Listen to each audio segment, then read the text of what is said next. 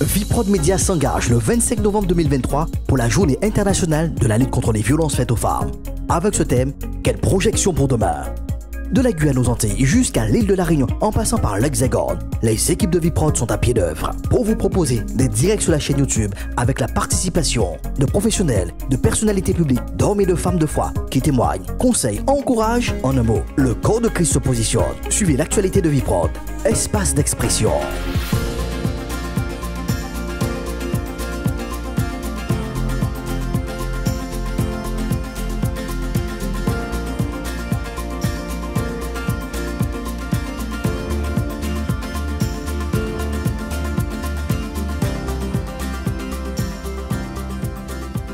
À l'occasion de la Journée internationale de lutte contre les violences faites aux femmes, la librairie chrétienne CLC de Pointe-à-Pitre, en partenariat avec la chaîne YouTube Viprod, vous propose le livre de Jean-Claude Buis intitulé « Je t'abîme ».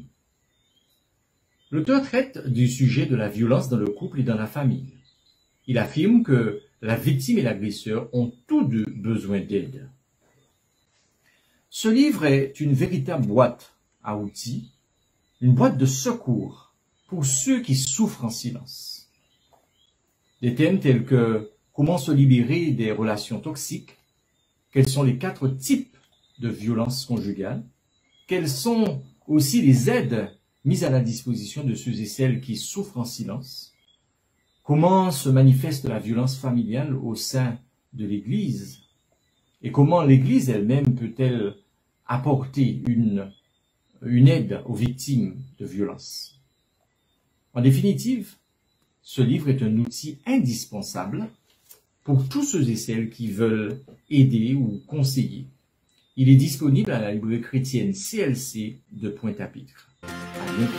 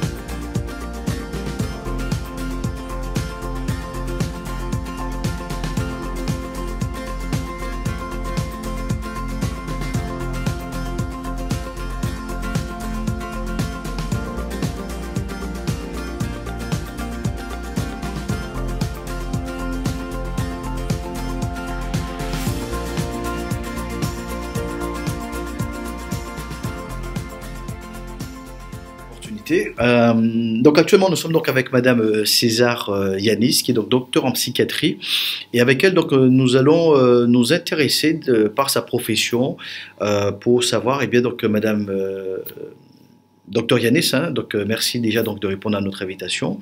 Merci pour votre disponibilité.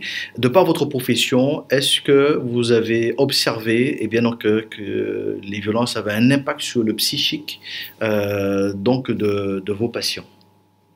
Déjà, merci beaucoup pour l'invitation. Et oui, effectivement, on a remarqué, en tout cas, moi je travaille en addictologie et aussi, je travaille aussi en psychiatrie. Effectivement, on a remarqué que ces violences qui sont de plusieurs ordres impactent vraiment le psychisme, que ce soit des femmes, des hommes, mais aussi des enfants.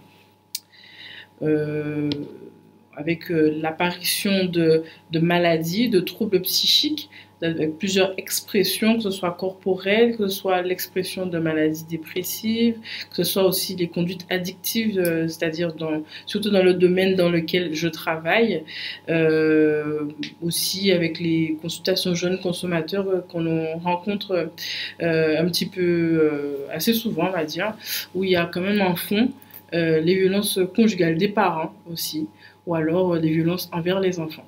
Alors comment vous expliquez qu'on passe donc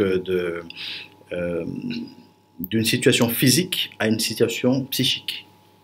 Alors souvent c'est d'abord psychique, avant d'être physique. Okay. il est rare en fait que la violence commence par, on va dire, des coups, mais d'abord du psychique où on finit par détruire vraiment cette personnalité, cette personne en elle-même, son estime d'elle-même par un cycle de violence répétée. C'est vraiment la répétition qui fait vraiment, qui signe vraiment aussi la violence, ce cycle de la violence qui s'installe avec à chaque fois cette culpabilisation aussi, disant que c'est ta faute finalement, et puis après je te demande pardon, réparation, et puis la victime se demande mais est-ce que je fais vraiment mal, donc du coup je vais faire de mieux en mieux pour que ça ne se reproduise pas. Voilà, donc c'est vraiment la violence d'abord psychologique où on détruit l'autre, où on détruit ce qu'elle est en elle-même, ses croyances, ses valeurs, qu'il faut retrouver bien sûr lorsqu'il y a réparation, reconstruction. Et viennent les coups. Les violences des mots, les violences psychologiques sont des fois même plus difficiles à vivre que les violences physiques. D'accord, d'accord. Donc ça commence d'abord donc dans les croyances, donc dans le psychique, pour ensuite déboucher sur le physique. Alors nous nous intéressons dans le cadre donc de ce programme spécial sur Viprod, et bien donc à trois personnes bien identifiées. Donc il y a la victime ou les victimes, il y a les auteurs donc de ces violences, mais il y a également bien donc les victimes collatérales, hein, singulièrement donc les enfants. En quoi le fait donc d'avoir cette répétition peut-être de propos, d'actions violentes devant ces enfants, en quoi cela va aussi atteindre donc leur psychique? Alors, il faut savoir que un enfant, il a besoin pour pouvoir se développer d'un environnement qui soit sain. C'est-à-dire qu'il y ait des parents qui soient disponibles émotionnellement pour pouvoir répondre à ses besoins. Ces besoins qui sont des bébés, qui sont primaires, mais qui permettent la construction de sa sécurité interne qui va suivre en fait l'enfant jusqu'à l'âge adulte, voire jusqu'à sa mort. Et en fait, pour cela, l'enfant a besoin de pouvoir se connaître, pouvoir faire confiance à l'autre, au monde extérieur aussi, son lien aussi à l'autre, a besoin d'avoir un environnement qui soit sain, de parents qui s'aiment, des parents qui apportent de la sécurité, qui l'aident aussi à explorer le monde en toute sécurité.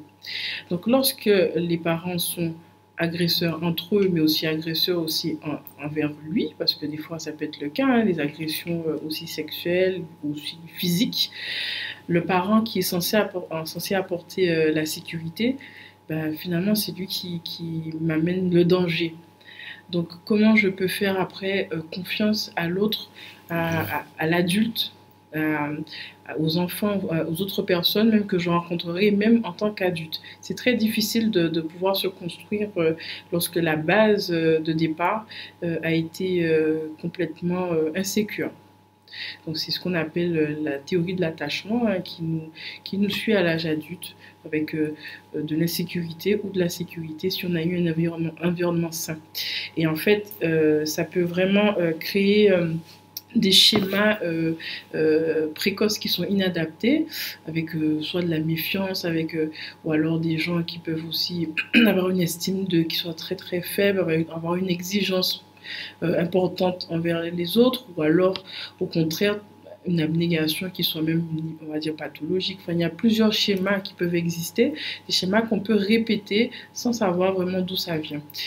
Et ces enfants peuvent développer aussi des troubles psychiques aussi, hein. Les enfants peuvent développer des dépressions. Il faut savoir, même un bébé peut avoir une dépression lorsqu'il n'a pas cet environnement qui soit sain.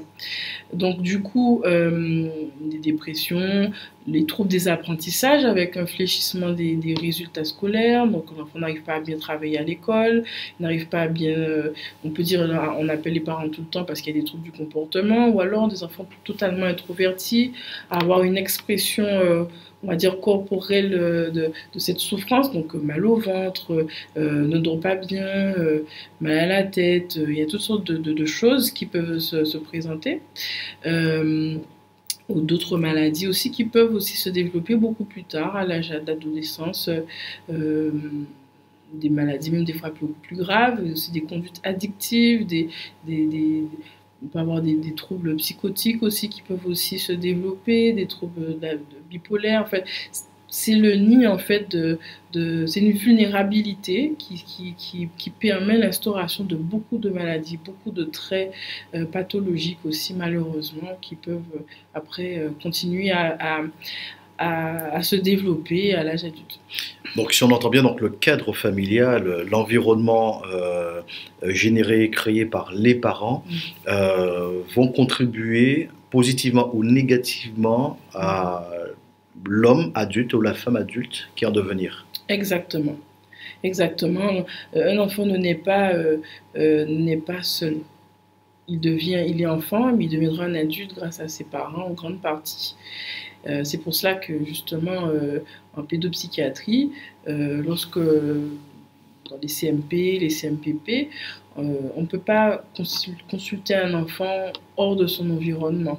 C'est-à-dire qu'on doit prendre en compte l'environnement de l'enfant pour pouvoir l'aider. On doit pouvoir comprendre quelles sont les interactions entre les parents, qu'est-ce qui se joue en fait. Parce que vous savez, la famille, c'est ce qu'on appelle une systémie, c'est un système. Et il y a besoin d'un certain équilibre entre chacun des membres, chacun a un rôle, on va dire, à jouer dans une famille. Et lorsque c'est déséquilibré pour X raisons, notamment pour des violences, eh ben, c'est déséquilibré, du coup on aura des symptômes. Des symptômes qui vont se révéler soit au travers des enfants, au travers des parents, enfin, en tout cas on verra quelque chose qui ne va pas. Ça se ressentira. D'accord. Donc en résumé on peut dire tout simplement tous unis donc, pour la mission de faire grandir donc, cet enfant dans les meilleures conditions. Exactement. Et justement, je pense que même au niveau gouvernemental, ils l'ont compris, où ils ont quand même fait une étude pour montrer que les premières années de vie de l'enfant sont vraiment importantes. C'est vraiment, en dehors du domaine chrétien, ils se rendent bien compte qu'il faut un environnement sain pour pouvoir permettre à l'enfant de poser des bases, saines pour sa construction. Alors, chose aussi quand même à dire, ça va apporter un petit bémol, c'est que même si quelqu'un n'a pas eu un environnement sain, ça ne veut pas dire que c'est définitif et qu'il n'y a aucun changement possible par la suite. Alors c'est bien que vous abordiez cet aspect-là. Pour ceux qui se sont retrouvés donc, dans ces situations durant leur enfance, leur jeunesse, à subir quelque part de manière indirecte donc, ces violences, à être donc, des victimes collatérales, quel est donc le process qui leur permettra donc, de tendre vers un lendemain meilleur, puisque la thématique donc, de notre programme spécial sur ViProd, c'est quelle projection pour demain? Alors c'est une question qui est assez large. C'est vrai qu'il y a plusieurs axes possibles il n'y a pas de réponse unique, mais c'est vraiment quelque chose qui est assez, on va dire, personnalisé en fonction des personnes. C'est pour ça que c'est personnalisé.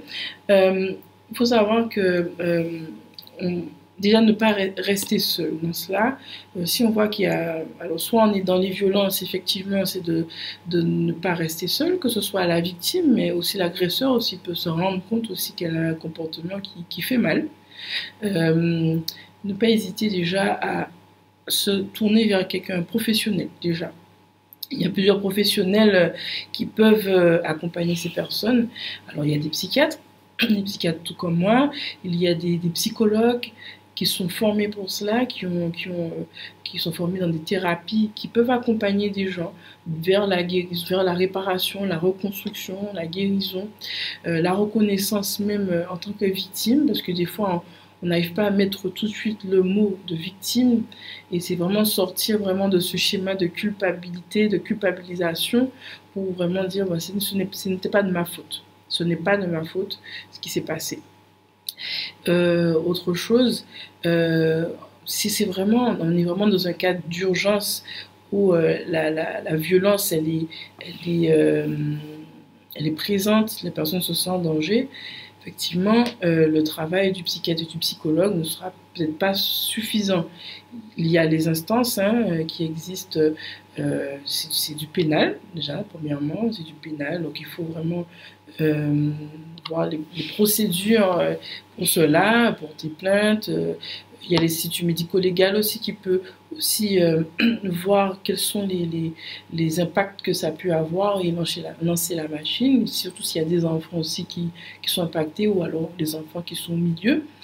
Il y a les hébergements d'urgence qui existent aussi si on se sent vraiment en danger et on est menacé de mort même. Il ne faut pas hésiter à se rendre vers ces hébergements-là. Et puis ensuite, donc, lorsque, voilà, bon, ou alors je suis sortie de cette violence, mais j'ai quand même des impacts, je peux être aussi accompagnée par les professionnels dont j'ai parlé, les professionnels aussi du bien-être, mais aussi pour les enfants, il existe aussi ce qu'on appelle les centres médico-psychologiques aussi. C'est une équipe qui est pluridisciplinaire, parce que l'enfant est pris sur plusieurs facettes, on va dire cela. Il y a un pédopsychiatre, psychologue, orthophoniste quelquefois, parce qu'il peut avoir des troubles des apprentissages, ergothérapeute, éducateur, psychomotricien, voilà. Et quel que soit le niveau d'âge de l'enfant, l'enfant peut être accompagné. Par exemple, en pédopsychiatrie, on travaille aussi le lien mère-enfant. L'enfant peut être bébé, hein, être accompagné avec sa mère s'il y a vraiment un environnement qui soit pathologique. Voilà. Pareil chez l'adolescent aussi, il y a les CMPP aussi, les centres médicaux, CMPP, médico-psychopédagogiques aussi. On peut avoir des troubles des apprentissages, eux aussi s'en occupent aussi pas mal. Si vraiment c'est vraiment très urgent au niveau des adolescents, on a ce qu'on appelle IMADO, c'est un dispositif qui a été créé assez récemment, où la réponse peut être donnée dans les 72 heures. Voilà, une prise en charge dans les 72 heures. Ils peuvent intervenir au domicile, dans les écoles, dans les structures et avoir un accompagnement. C'est une équipe aussi qui est pluridisciplinaire, voilà, et qui peut après faire des orientations par la suite. On a aussi les dispositifs lorsqu'on a des conduites addictives, les XAPA, par exemple, là où je travaille, mais aussi les consultations jeunes consommateurs pour les plus jeunes, jusqu'à 25 ans. Qui peuvent être accompagnés aussi avec leurs parents aussi. Il y a d'autres organismes, d'autres associations, d'autres groupes qui existent. Il y a énormément de choses qui sont mises en place. Maintenant, pour les plus jeunes aussi, il y a aussi pas mal, on est vraiment dans un monde aussi où la technologie est vraiment importante. Il y a des réseaux. Il y a des réseaux, des choses qui existent aussi pour pouvoir... Pour le jeune, s'il se pose des questions, il a besoin aussi de parler à quelqu'un, il n'a pas envie de se déplacer dans un bureau. Il y a fil santé jeune, il y a aussi prévention suicide, on peut avoir aussi des idées suicidaires. Il y a des numéros de téléphone pour regarder sur internet, il y a le numéro de téléphone, on appelle, il y a quelqu'un qui est là 24 heures sur 24, 7 jours sur 7, qui peut répondre et accompagner la personne. Il y a beaucoup de dispositifs qui existent pour les personnes qui sont en difficulté, parce que la souffrance peut s'exprimer de manière très diverse. Et bien entendu, après, à côté de ça, il y a tout ce qui peut permettre le bien-être et la foi. Alors justement, en parlant de la foi, j'aimerais aborder un aspect qui est quand même assez délicat, mais qui fait partie aussi de la réalité. Comment gérer une situation donc, de violence quand justement la foi est donc prise comme justificatif, comme base. Par exemple, femme, soyez soumise à vos maris, ou c'est peut-être ma foi que je porte, ou le Seigneur a dit de pardonner. Quand l'agresseur, quand l'auteur manipule justement la croyance de la victime pour l'assujettir encore plus, c'est bien donc dans ce cycle de violence. Certainement, bien sûr, il y a des répercussions sur le psychique, mais comment s'en sortir, puisque on a aussi besoin de ces croyances pour avancer. Oui. Ah oui, alors c'est assez délicat effectivement, hein, parce que c'est tout un système aussi de croyances ou on va dire de mésinformation, parce que le premier verset qui a été donné, femmes soyez soumises à vos maris, alors c'est pris dans un contexte, c'est la soumission telle que ces agresseurs peuvent l'entendre, n'est pas du tout ce que dit la suite du verset, qui dit comme Christ a aimé l'Église. Ce qui veut dire que Christ n'a pas donné de coups à l'Église, mais au contraire l'a élevée, comme ce qui a été dit dans la suite du verset. Et puis, le texte original permet de savoir qu'effectivement, on ne parle pas de violence quand on parle de Képhalé, de celui qui prend la direction, mais qui prend soin. Voilà. Donc ça permet déjà vraiment de se rapprocher du texte, permet vraiment de sortir de la mésinformation. Autre chose, c'est vrai que la parole, déjà, ce système de ce que vous faites actuellement permet déjà aux personnes qui vivent cela de pouvoir se dire mais effectivement ça peut aussi me toucher. Ce n'est pas seulement l'autre, mais ça peut toucher tout un chacun, d'apprendre à identifier un petit peu que je suis dans ce système-là. C'est difficile, c'est vrai, mais peut-être qu'il y a quelqu'un à côté, un frère ou une sœur qui a été témoin de quelque chose, qui peut peut-être interpeller. Ça peut être aussi le pasteur, les anciens, etc., qui peuvent aussi peut-être interpeller, mais c'est vrai qu'un minimum aussi de formation aussi sur le sujet, je pense, peut faire qu'on peut accompagner jusqu'à un certain point cette personne, mais aussi l'agresseur aussi qui a besoin d'être accompagné. Parce que c'est vrai qu'on pense beaucoup aux victimes, on ne pense pas enfin, il y a quand même un accompagnement pour les agresseurs, mais qui est assez spécifique, et qui peuvent être aussi des victimes, qui ont peut-être été des victimes par le passé, victimes aussi de ce comportement qui devient finalement addictogène aussi. Hein. Donc voilà, donc ces deux personnes ont besoin aussi d'être accompagnées. C'est vrai que pourquoi pas développer aussi de la relation d'aide au sein de votre église pour permettre la parole et aller un peu plus loin. Maintenant, effectivement, si vraiment il s'agit du pénal, il faut vraiment dissocier les deux, entre ce qui est du pénal et ce qui est du pardon. Le pardon et le pénal ne sont pas opposables. Ne sont pas opposables. Le pardon ne signifie pas que je reste dans ce système si je prends des coups. Ça ne veut pas dire que puisque je pardonne, je dois rester dans les coups, parce que finalement, je peux mourir. Je dois aussi prendre soin du corps que Dieu m'a donné. Et prendre soin du corps que Dieu m'a donné signifie que je ne peux pas rester dans un système qui va me faire avoir un stress chronique, ni prendre des coups, si je sais que je peux m'extraire du système. Tout à fait. Voilà. Donc s'il y a ça aussi, c'est toute une réflexion, c'est aussi toute une déconstruction qui peut prendre du temps, parce que et ce sont des sujets qui peuvent être un petit peu tabous, des sujets dont on a un petit peu honte d'en parler, on ne sait pas trop comment l'aborder dans le système ecclésiastique. Mais voilà, aujourd'hui, on est à l'ère aussi de la parole. On est à l'ère où les choses sont dites. Je pense que ça va aussi dans le courant de la société, où les choses sont dites plus avec, par exemple, les mouvements MeToo aujourd'hui. Les gens ou les femmes parlent, mais aussi les hommes, parce qu'ils peuvent être aussi victimes aussi de violences, les enfants, etc. Voilà. Donc ça, je pense que ça rentre dans ce courant de société. Bien. Nous avons aussi pour axe dans notre programme spécial sur Viprod pour cette journée de faire un focus aussi pour les auteurs. De par votre professionnalisation, quelles seraient donc les recommandations, les conseils que vous pourriez donc donner aux auteurs donc de violences, déjà en termes de prise de conscience, mais aussi pour ceux qui veulent s'en sortir? Alors c'est assez délicat, parce que c'est vrai que pour qu'un auteur de violence puisse accéder par exemple aux soins, il peut venir par plusieurs biais. Soit il a eu une prise de conscience, par exemple il perd sa famille, ou alors lui-même il souffre de quelque chose, quelqu'un finit par l'interpeller et puis se rendre vers le soin. Ça peut être aussi parce qu'il est passé par le biais aussi judiciaire. On en a aussi qui viennent de notre structure en obligation de soins. À la CJE, c'est un présententiel, c'est un organisme qui s'occupe aussi de ça, qui leur permet alors il y a des groupes de parole, hein. Il y a des groupes de parole aussi pour ces personnes qui pour certaines n'ont pas conscience. En fait, il est très difficile de passer de l'acte à la prise de conscience. Et c'est tout un travail aussi de déconstruction, mais aussi c'est un travail au niveau de la thérapie en fait, et d'accompagnement. Donc c'est un travail vraiment qui est spécifique. Et souvent, ça passe par le judiciaire. Bien. Très bien. Ben, Madame César Yanis, ça a été un entretien très instructif, très riche, en informations, en conseils.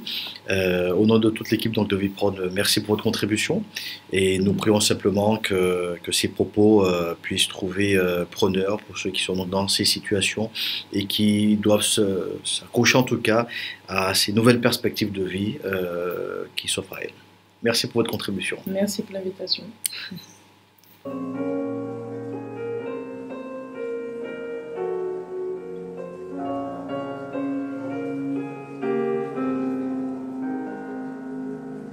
N'écoute pas les pensées de ton cœur qui te font croire que tu es sans valeur. Prête l'oreille à la voix de ton Dieu. Tu es d'un grand prix à ses yeux. Tu es inestimable, inestimable, plus précieux que l'eau et que tous les trésors. Tu es inestimable, inestimable, l'amour du Seigneur te rend fort. Si la vie ne t'a pas toujours souri, si ton cœur est blessé, souillé, meurtri, prête l'oreille à la voix de ton Dieu. Tu es d'un grand prix à ses yeux. Tu es inestimable, inestimable, plus précieux que l'or et que tous les trésors. Tu es inestimable, inestimable, l'amour du Seigneur te rend fort. Il est le Père que tu as désiré, il est l'ami que tu as tant cherché. Prête l'oreille à savoir aujourd'hui, c'est l'Esprit de Dieu qui te dit. Tu es inestimable, inestimable, plus précieux que l'or et que tous les trésors. Tu es inestimable, inestimable, l'amour du Seigneur te rend fort. Tu es inestimable, inestimable, plus précieux que l'or et que tous les trésors. Tu es inestimable, inestimable, l'amour du Seigneur te rend fort. Amen.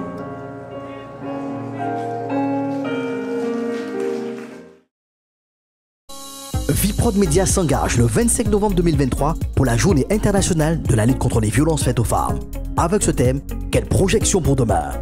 De la Guyane aux Antilles jusqu'à l'île de la Réunion en passant par l'Hexagone, les équipes de Viprod sont à pied d'œuvre pour vous proposer des directs sur la chaîne YouTube avec la participation de professionnels, de personnalités publiques, d'hommes et de femmes de foi qui témoignent, conseillent, encouragent. En un mot, le corps de Christ se positionne. Suivez l'actualité de Viprod, espace d'expression.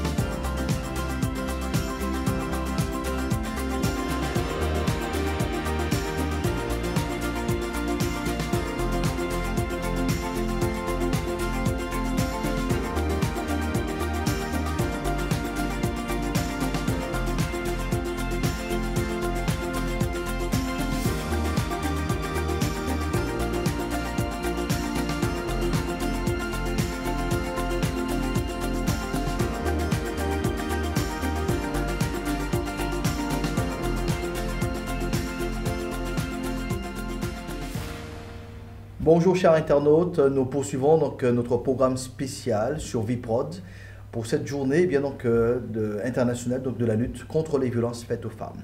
Et nous considérons l'ensemble des impacts de cette violence tant sur les victimes, sur les auteurs, mais également donc, sur les victimes collatérales. Et il y a un aspect justement qu'il serait donc intéressant donc, d'aborder, c'est le rôle que joue l'entourage et la famille qui vient découvrir justement qu'il y a une violence qui existe entre deux personnes, dans la fratrie, dans le couple, dans la famille.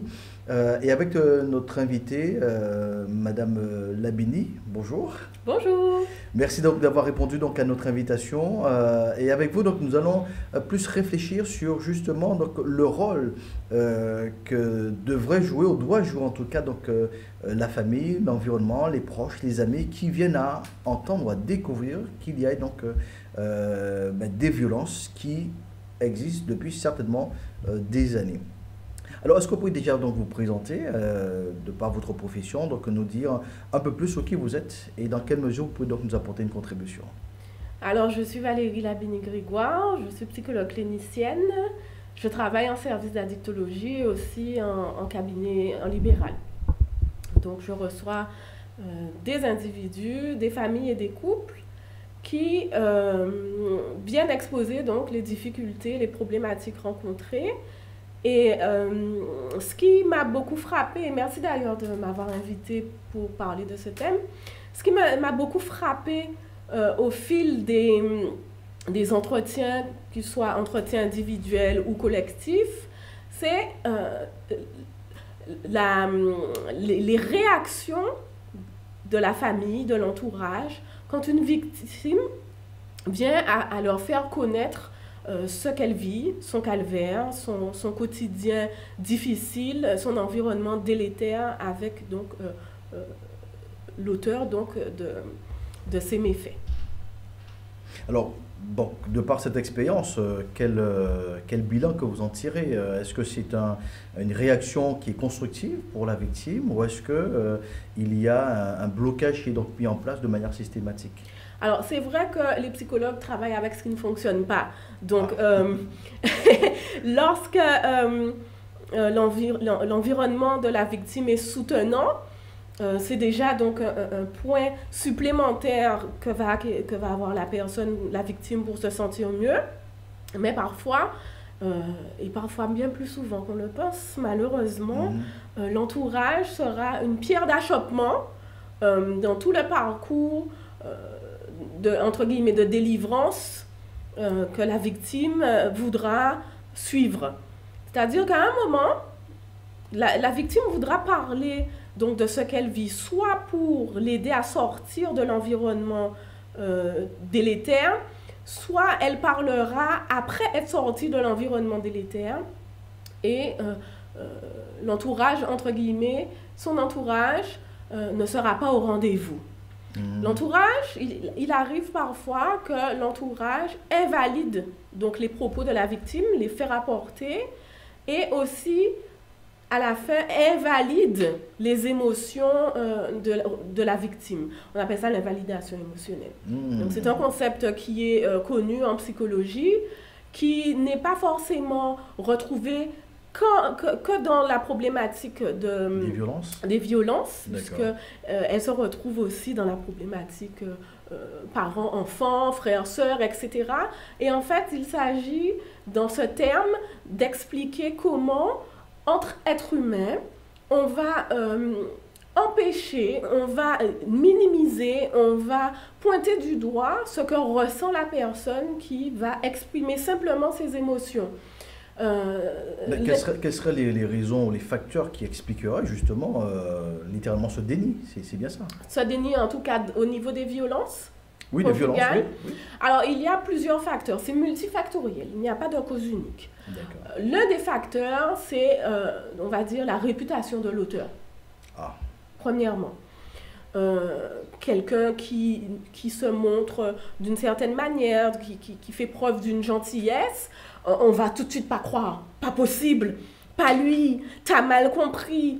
Kébé ma fille, je pense que c'est une expression qu'on disait souvent aux femmes qui se plaignaient enfin, en tout cas qui montraient leur insatisfaction au niveau conjugal. Et donc, premièrement, c'est la réputation de l'auteur qui empêche donc, en tout cas qui favorise cette invalidation émotionnelle. Une deuxième chose, ça peut être aussi la nature des faits décrits par la victime. Quoi? Il était qu'à beaucoup sable, mais non. Ça qu'a fait toujours en 2023 en Guadeloupe et au pas dit rien. Donc, ça aussi, c'est une piste sérieuse parce que finalement, quand on confronte l'être humain à ce qui est inhumain, à ce qui est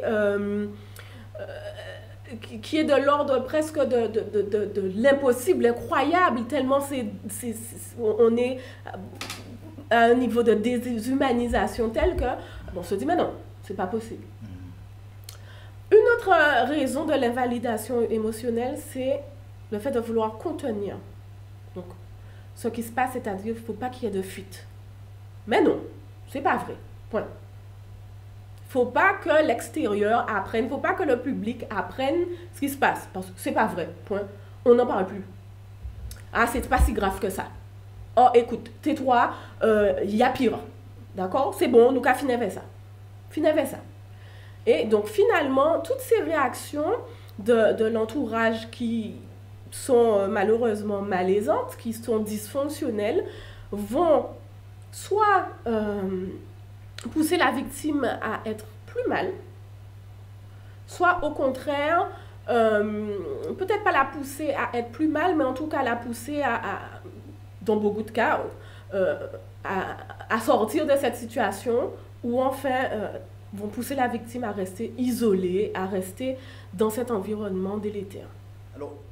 Alors c'est vrai que dans le cadre donc, de ce programme spécial sur Viprod, nous entendons cet encouragement qui est fortement donc, donné de libérer la parole, que les victimes puissent libérer donc, la parole, mais qui dit qu'on pose donc, des mots M-O-T-S sur les mots M-A-U-X, sous-entend qu'on a besoin d'une écoute.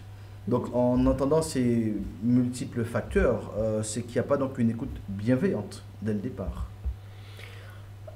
L'écoute peut être bienveillante dans le départ, mais comme on l'a vu tout à l'heure, peut-être en raison de qui est accusé des actes et aussi en raison de la nature même des actes, eh bien, finalement, la bienveillance ne sera peut-être plus envers la victime, mais sera sûrement envers soi-même, celui qui écoute de l'entourage.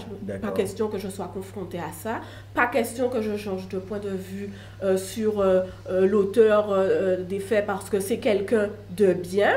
Et ça peut se faire à un niveau tout à fait inconscient, hein, au niveau de l'entourage qui écoute. Je pense qu'il faudrait surtout, lorsqu'on écoute ces victimes, même si ce n'était pas prévu et que la victime vient spontanément, d'une manière imprévisible nous parler, qu'il faut surtout renoncer à chercher la vérité, savoir si c'est vrai. Parce que à ce moment-là, il se pourrait que la victime, d'ailleurs dans la plupart du temps c'est le cas, la victime n'est pas en recherche est plutôt en recherche de soutien. Elle veut faire ressortir l'émotion, veut l'exprimer. Et c'est important pour les êtres humains d'exprimer les émotions, qu'elles soient agréables ou désagréables. Et je dis bien agréables ou désagréables, et non pas positives ou négatives. On va dire que toutes les émotions ont un but positif. D'accord? Donc on ne va pas parler d'émotions négatives. Émotions agréables ou désagréables, parce que libérer les émotions, c'est déjà se libérer soi-même, c'est s'accepter soi-même. En plus, c'est quelque chose de fondamental pour l'être humain que de pouvoir libérer les émotions. On ne peut pas tout garder au niveau du mental. Voilà. Très bien. Donc, il y a une notion qui a été utilisée, c'est qu'on ne doit pas rechercher la vérité. Quand la personne s'exprime pour la première fois, peut-être la deuxième fois, mais qu'on doit développer une écoute bienveillante. Donc, est-ce que cela voudrait dire que l'écoute bienveillante, c'est se mettre à côté donc, de la victime et l'accompagner dans son process? Tout à fait, c'est très très bien imagé, merci. Et c'est aussi quand même être à l'écoute de soi tout en écoutant la victime. Et si franchement les révélations, entre guillemets, que fait la victime à ce moment-là nous remplissent trop, nous débordent même, ben, pouvoir, s'il leur faut faire une pause, proposer à la victime de faire une pause ou lui dire que, enfin, en tout cas, être à l'écoute de ses limites soi-même. Alors, mais quel impact que ça peut avoir quand une victime ne se sent pas écoutée ou même, alors je n'ai pas bien entendu l'expression, mais qu'elle a une... Invalidation émotionnelle, Une elle est invalidation. émotionnellement invalidée par ses proches. Voilà, Alors, en tout cas, l'impact chez la victime adulte, les impacts chez la victime adulte peuvent être multiples. De mauvaises relations amicales, amoureuses et aussi familiales, d'accord. avec un isolement, voire une rupture des liens familiaux. Et ça peut aussi avoir des difficultés sur l'image de soi, la confiance en soi, ou alors l'image et la confiance en soi peuvent être préservées, mais il peut naître chez la victime qui se voit émotionnellement invalidée par ses proches qui sont censés être des proches de confiance, des personnes de confiance, un dégoût profond pour ces personnes et un dégoût qui malheureusement peut être durable. Et quand vous les retrouvez donc en consultation, comment vous gérez ce genre de situation avec ces personnes? Alors, bon, bien sûr, tout dépend de ce que présente la victime au moment où elle se présente en consultation et de ce qu'elle veut, ce qu'elle attend du professionnel. D'ailleurs, j'ouvre une petite parenthèse, peut-être que ce serait bien aussi que l'entourage qui est confronté à des révélations d'une personne puisse demander à cette personne, à cette victime, qu'attends-tu de moi, qu'attends-tu de nous, comment vois-tu la suite? Je referme la parenthèse. Enfin, et bien avec cette fermeture de parenthèse, nous arrivons quasiment donc à la fin de notre interview. Il a été très intéressant donc d'avoir cette approche bien spécifique pour l'entourage. Donc est-ce que vous pourriez faire juste une synthèse de manière à ce que nous repartions donc avec une idée bien claire de ce que de l'aspect négatif du blocage et du bon comportement donc à avoir quand il y a une révélation dans le cercle familial ou amical? Alors, je ne sais pas si on peut parler forcément de bon comportement, en tout cas de comportement à éviter, on dirait, ou à favoriser. D'accord. On va partir de l'idée que l'entourage est suffisamment bon à la base de la victime. D'accord. Mais parfois, il y a des petits ratés d'accordage entre la victime et son entourage. Alors, la victime ne recherche pas la vérité, ne recherche pas à ce que l'entourage recherche la vérité. D'accord? Elle veut être entendue, elle veut se libérer parfois du poids du secret, parce que le silence tue. Et donc, quand elle a le courage de parler, elle veut surtout être entendue, elle veut se libérer, et elle ne veut pas être jugée. Elle veut, la plupart du temps, bien sûr, qu'on l'aide à mettre un terme au calvaire, au supplice, à son supplice. D'accord?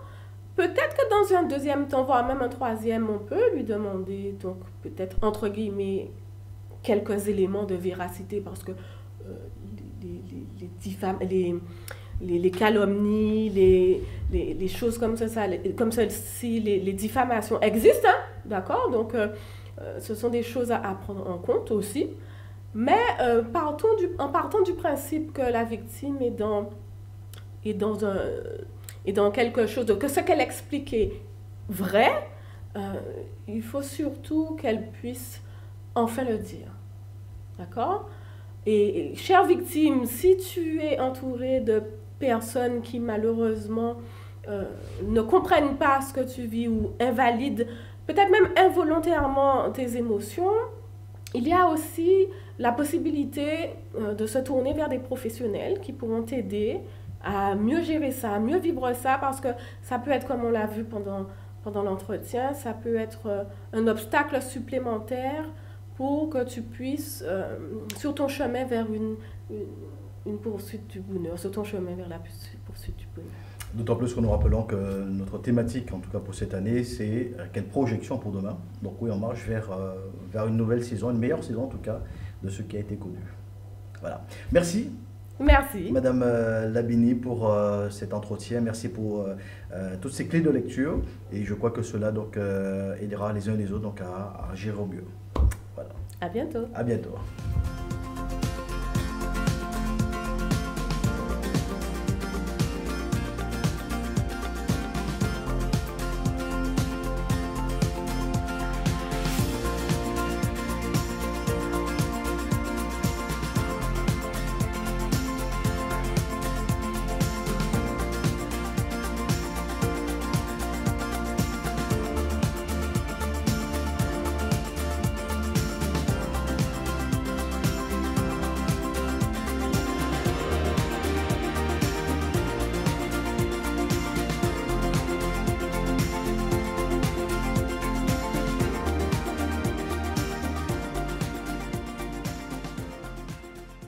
Viprod Média s'engage le 25 novembre 2023 pour la journée internationale de la lutte contre les violences faites aux femmes.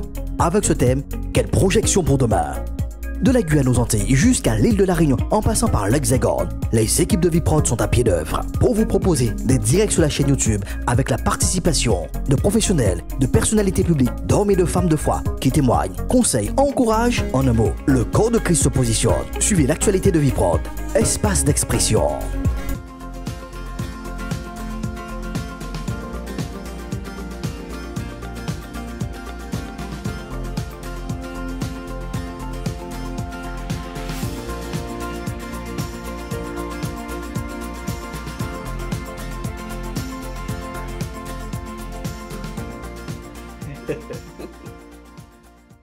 À nouveau, bonjour et bien donc à nos internautes qui nous rejoignent dans ce programme spécial de Viprod dans ce samedi 25 novembre 2023. C'est une journée consacrée bien contre les violences faites aux femmes et Viprod apporte bien donc une noble contribution parce que nous croyons que notre mobilisation compte aussi.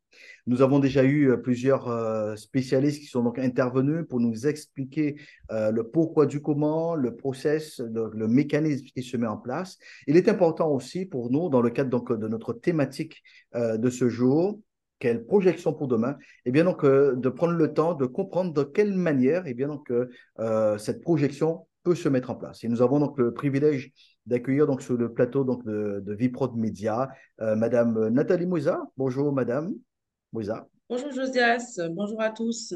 Merci d'avoir répondu donc à notre invitation pour justement apporter votre contribution dans notre réflexion concernant eh bien, donc, cette lutte contre les violences faites aux femmes, mais également pour les auteurs, pour les victimes collatérales que sont donc les enfants. Et nous allons tâcher donc avec vous de voir comment ce post-crise, ce post-violence peut se gérer et en quoi vous pouvez donc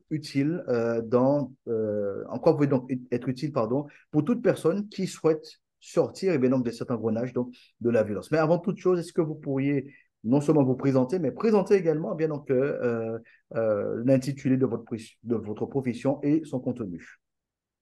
Oui, ben moi je suis la fondatrice d'Envol Conseil. Je me définis comme une conseillère en développement de carrière. Donc, qu'est-ce que c'est? Je travaille avec des personnes qui sont en transition de vie, des personnes qui ont des problématiques personnelles et professionnelles. Pour faire court, donc je travaille avec de l'adolescence jusqu'aux personnes retraitées, jusqu'aux seniors.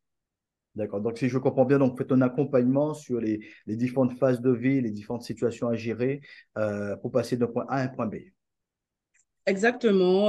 Quand on parle de transition de vie, on peut parler par exemple transition école-travail, travail-école, mais aussi dans le cadre par exemple de notre sujet, une personne qui va sortir d'une situation difficile, de violence, vers un retour à une vie entre guillemets un peu plus normale. Donc, comment je peux faire justement cette transition-là, puisqu'on sait que les transitions prennent beaucoup d'énergie, ne sont pas forcément faciles. Donc, il y a tout un accompagnement à faire, par exemple, au niveau des émotions de la personne, des outils, outiller la personne pour qu'elle puisse trouver justement des objectifs de vie personnels et professionnels.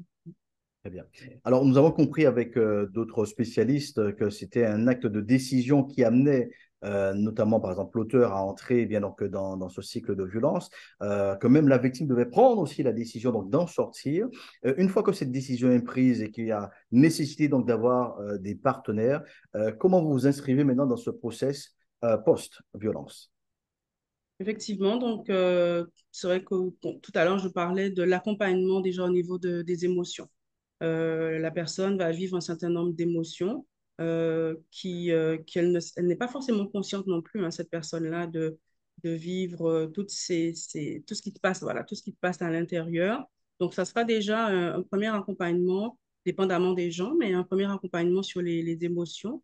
Ensuite, je m'inscris dans le fait d'outiller la personne à mieux comprendre mais qui elle est, justement, après tout ce qu'elle a vécu aujourd'hui, où est-ce qu'elle se situe déjà personnellement, au niveau de sa personnalité, au niveau aussi de ses projets de vie, qu'est-ce qu'elle veut faire et aussi qu'est-ce qu'elle peut faire, qu'est-ce qu'elle est en capacité de faire suite à tout ce qu'elle a vécu. Et souvent, quand on parle d'un changement, on va changer, voilà, on sort d'une situation à une autre, ben, il y a beaucoup de choses qui vont changer en même temps. C'est vraiment un accompagnement pour ce changement-là et une réflexion sur la connaissance de soi et aussi mieux comprendre qu'est-ce que je veux pour mon futur, qu'est-ce que je veux au niveau professionnel, quels sont mes nouveaux projets que je veux redéfinir.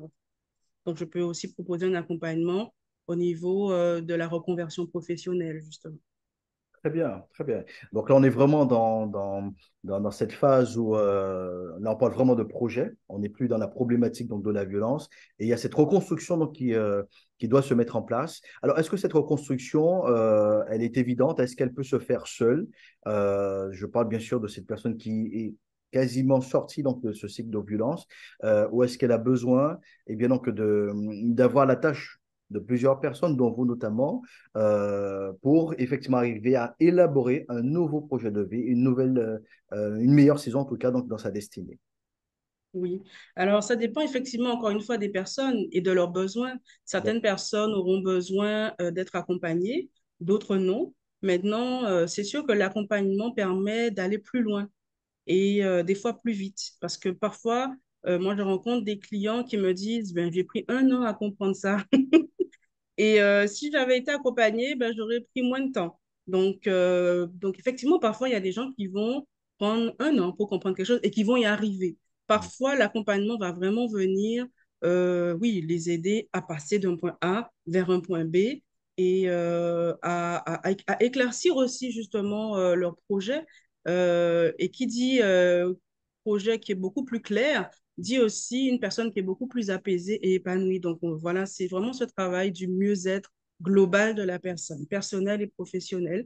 Alors, quand je dis professionnel, certaines personnes, dépendamment d'où elles étaient, vont, si elles ne travaillaient pas, par exemple, si c'était une personne qui ne travaillait pas, ne vont pas forcément tout de suite passer le pas à aller chercher du travail, mais dans ce changement, voudront réfléchir à de nouvelles activités. Voilà, donc on est vraiment dans l'accompagnement de cette réflexion-là pour trouver, comme j'aime dire, leur voie et leur place, en fait. Trouver ma place dans ma vie et dans ma vie tout court, parce qu'on a une vie personnelle et professionnelle, mais c'est une seule vie. Oui, tout à fait. Tout à fait. Donc, ce que j'entends dans vos propos, c'est que dans tous les cas de figure, la personne reste donc acteur donc, de sa destinée.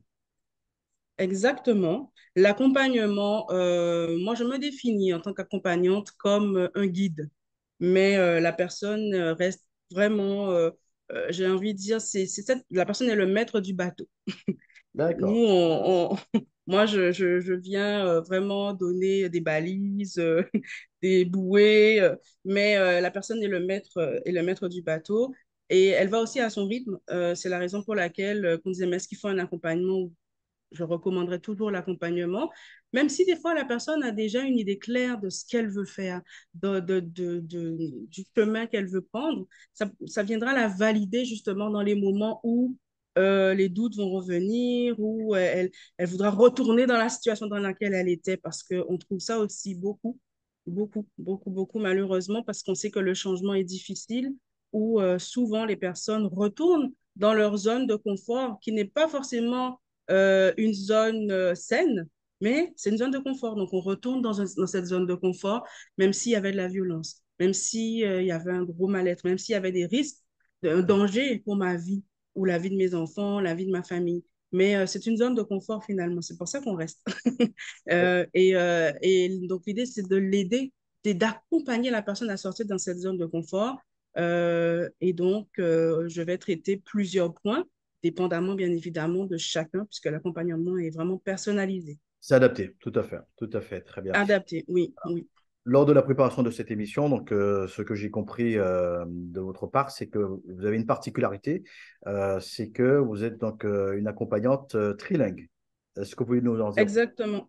Oui, Oui, oui, effectivement, j'accompagne des personnes qui parlent français, pardon, des personnes aussi qui parlent créole et des personnes qui parlent anglais. Donc, je n'accompagne pas seulement en Guadeloupe, mais aussi des personnes qui vivent au Canada, dans plusieurs provinces du Canada. Donc, des personnes qui vont parler anglais, des personnes qui sont originaires, par exemple, d'Haïti aussi, qui vont parler créole. Donc, je m'inscris vraiment dans ce cadre-là et je peux adapter aussi hein, mon, mes rencontres à la personne, à la personne. Et puis tout type de personnes, vraiment. Oui. donc nous dirons que vous êtes une accompagnante internationale. Ah oui, et vraiment, vraiment. Et les rencontres, je les fais en personne, par exemple en Guadeloupe. Quand je suis sur le sol québécois, je peux les faire aussi en personne. Maintenant, à distance, les rencontres s'effectuent très, très bien, à raison en général d'une heure maximum par semaine. Et on va utiliser justement différentes plateformes pour pouvoir se connecter et avoir des rencontres. Oui, des fois, je fais les rencontres avec une personne ou deux. Tu sais, si, mettons, quelqu'un qui a ce qui vit de mémoire aussi, mon enfant, quand on parlait de victimes collatérales, j'aimerais que mon enfant aussi bénéficie des rencontres.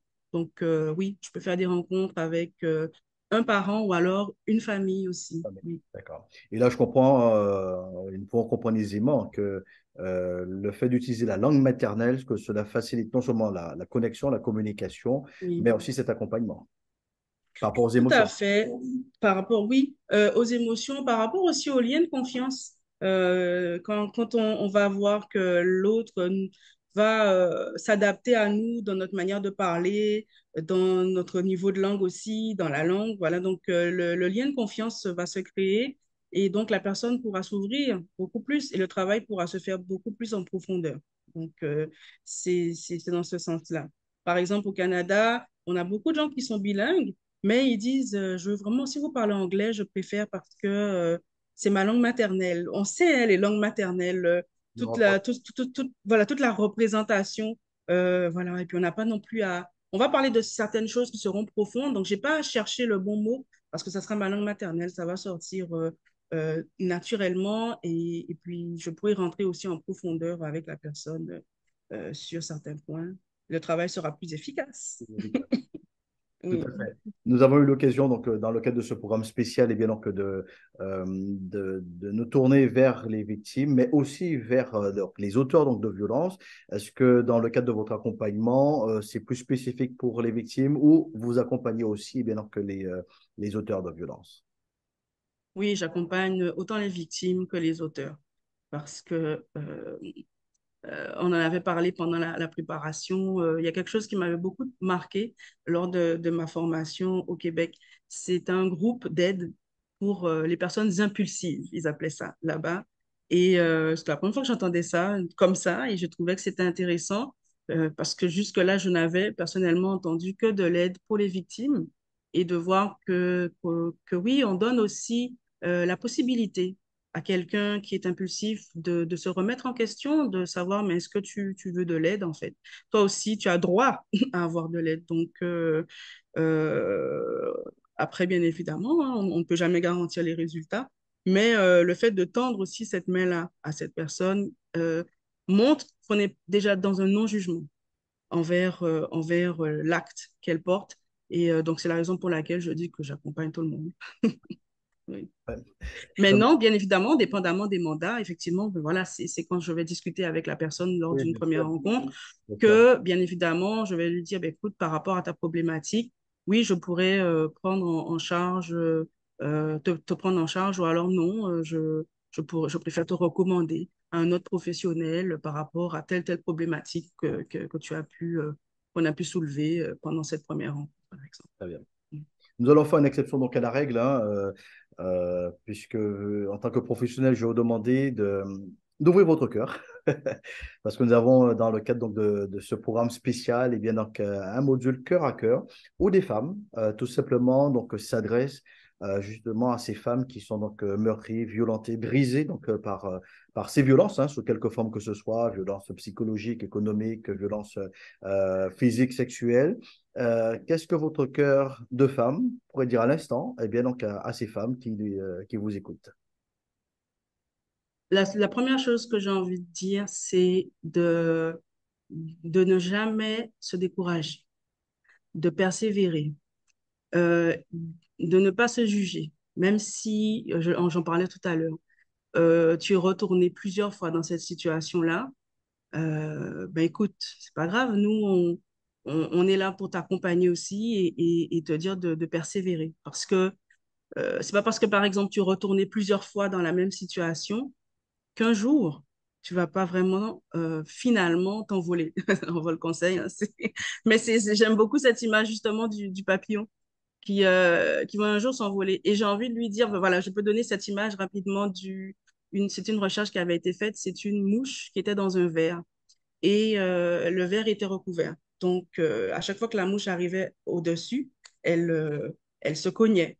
Et donc, on a enlevé le couvercle et la mouche, bizarrement, elle restait, elle restait dans le verre alors que le couvercle était déjà enlevé. Et donc, c'est vraiment une belle image pour montrer que oui, il faut persévérer. Parce que quand on a eu l'habitude de rester dans quelque chose, on ne va pas changer du jour au lendemain. Alors, j'ai envie de dire patience. Patience et avec les bonnes ressources aussi personnelles et les ressources qui vont t'environner, j'ai envie de dire donc les ressources environnementales, à un moment donné, oui, l'espoir peut être réel. L'espoir peut être réel et on peut s'en sortir en fait. Mais non, c'est la patience parce qu'on ne peut pas dire quand, comment. Voilà. Oui, ça ne sera pas du jour au lendemain, mais ça paiera Ah, ça finir. dépend, hein, ça dépend. Mais effectivement, c'est important de savoir que des fois, ça peut prendre du temps d'être, j'ai envie de dire à cette femme, comme on parle des femmes, soit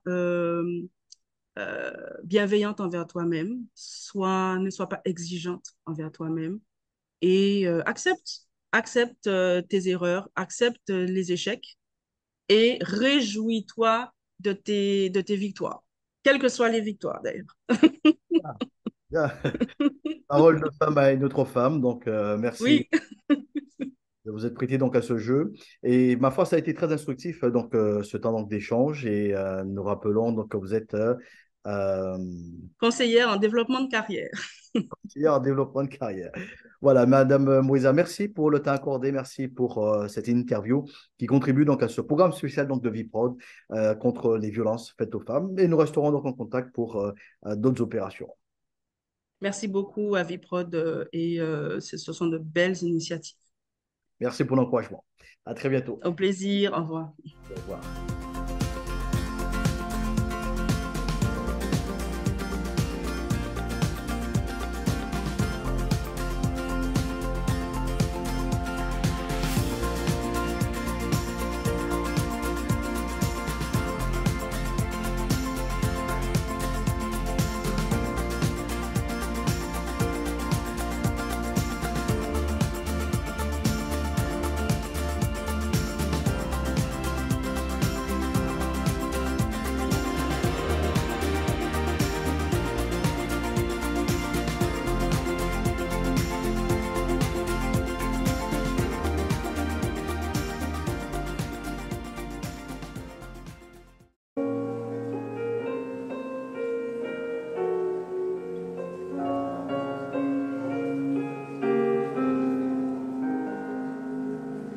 N'écoute pas les pensées de ton cœur qui te font croire que tu es sans valeur.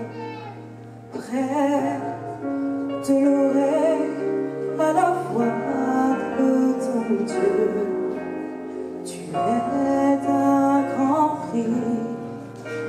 ses yeux. Tu es inestimable, inestimable, plus précieux que l'eau et que tous les trésors. Tu es inestimable, inestimable, l'amour du Seigneur te rend fort. Si la vie ne t'a pas toujours souri, si ton cœur est blessé, souillé, meurtri, prêt te louer à la voix de ton Dieu. Tu es d'un grand prix à ses yeux. Tu es inestimable, inestimable, plus précieux que l'or et que tous les trésors. Tu es inestimable, inestimable, l'amour du Seigneur te rend fort. Il est le Père que tu as désiré, il est l'ami que tu as tant cherché, prêt te louer à savoir aujourd'hui. C'est l'Esprit de Dieu qui te dit: tu es inestimable, inestimable, plus précieux que l'or et que tous les trésors. Tu es inestimable, inestimable, l'amour du Seigneur te rend fort. Tu es inestimable, inestimable, plus précieux que l'or et que tous les trésors. Tu es inestimable, inestimable, l'amour du Seigneur te rend fort. Amen.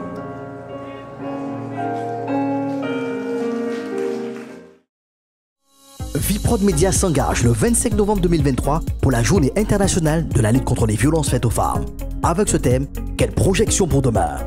De la Guyane aux Antilles jusqu'à l'île de la Réunion en passant par l'Hexagone, les équipes de Viprod sont à pied d'œuvre pour vous proposer des directs sur la chaîne YouTube avec la participation de professionnels, de personnalités publiques, d'hommes et de femmes de foi qui témoignent, conseillent, encouragent. En un mot, le corps de Christ se positionne. Suivez l'actualité de Viprod, espace d'expression.